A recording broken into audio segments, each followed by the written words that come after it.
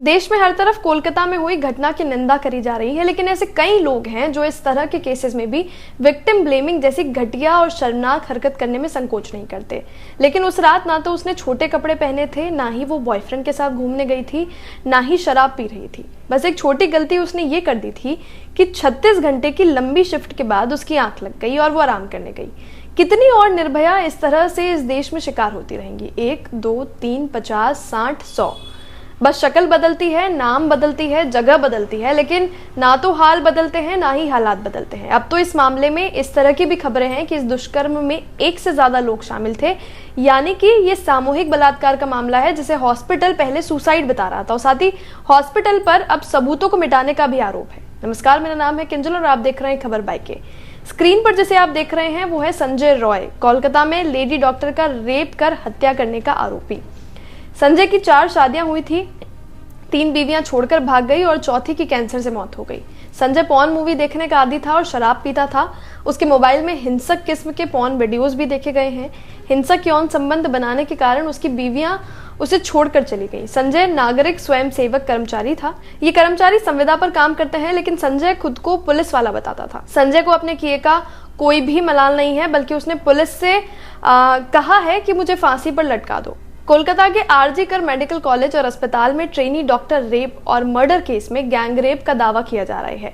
All India government doctors association के additional secretary doctor सुवर्ण गोस्वामी ने कहा है कि उन्होंने पोस्टमार्टम रिपोर्ट पढ़ी है और उन्होंने कहा है कि पीएम रिपोर्ट में जिक्र है कि ट्रेनी डॉक्टर के प्राइवेट पार्ट से 151 mg लिक्विड यानी कि सीमन मिला है।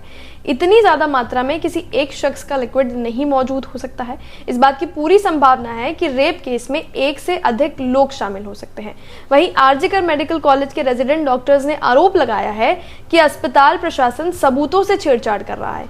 उन्होंने वीडियो शेयर करके कहा है कि सेमिनार हॉल से मात्र 20 मीटर की दूरी पर चेस्ट डिपार्टमेंट में ऑफिस में तोड़फोड़ करी जा रही है। पुलिस के सामने रेनोवेशन के नाम पर सबूतों से छेड़छाड़ हो रही है और कांग्रेस नेता राहुल गांधी ने घटना के 5 दिन बाद बयान दिया है और कहा है कि पीड़िता को न्याय दिलाने की जगह आरोपियों को बचाने की कोशिश करी जा रही है। यह चीज अस्पताल और स्थानीय प्रशासन पर गंभीर सवाल खड़े करता है। उन्होंने कहा है कि दोषियों को ऐसी सजा मिले जो समाज में ऐसी घटना रोकने के लिए मिसाल बन सके। 9 अगस्त को आरजी कर मेडिकल कॉलेज और अस्पताल के सेमिनार हॉल में ट्रेनी डॉक्टर की अर्धनग्न बॉडी मिली थी। डॉक्टर के प्राइवेट पार्ट, आंखें और मुंह से खून बह रहा था। पोस्टमार्टम रिपोर्ट में रेप के बाद मर्डर की बात कही गई थी। मामले को लेकर अस्पताल प्रशासन पर लगातार कई सारे सवाल उठाए जा रहे हैं। MD 3rd ईयर के एक डॉक्टर ने अपनी पहचान न बताने पर मीडिया से बातचीत करके बताया है कि पुलिस ने घटना के बाद से लगातार लापरवाही करी है। शुक्रवार सुबह पुलिस को ये जानकारी मिली। पहले प्रशासन ने इसे सुसाइड ही बता दिया। पुलिस आई, बाकी डॉक्टर्स भी वहां एकत्रित होकर प्रदर्शन करने लगे और इसके बाद जब पुलिस पे प्रेशर पड़ा तो जांच के लिए पुलिस नमूने लेके गई, FIR करी और लेकिन उसमें भी कोताही बरती। सबसे पहले तो अपराध स्थल को ना ही सील किया गया, बिना दस्ताने, बिना ग्लव्स पहने सैंपल ले लिए गए। शाम 4 बजे तक वहां लोगों का आना जाना लगा रहा और जाहिर बात है कि जब लगातार आना जाना लगा रहेगा तो साक्ष्य सबूत नष्ट होने का काफी खतरा है।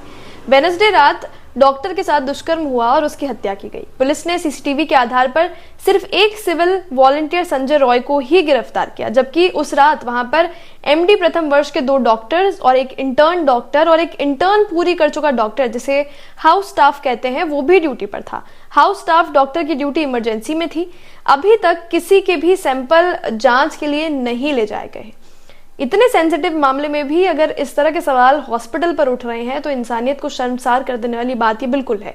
लगातार इस मामले में सोशल मीडिया पर आप देखेंगे कि लोग जस्टिस को लेकर पोस्ट कर रहे हैं। सड़कों पे जो मेडिकल से जुड़े लोग हैं या अन्य भी जो प्रोफेशन में लोग हैं वो लगातार प्रदर्शन कर रहे हैं, विरोध जता रहे हैं इस मामले का।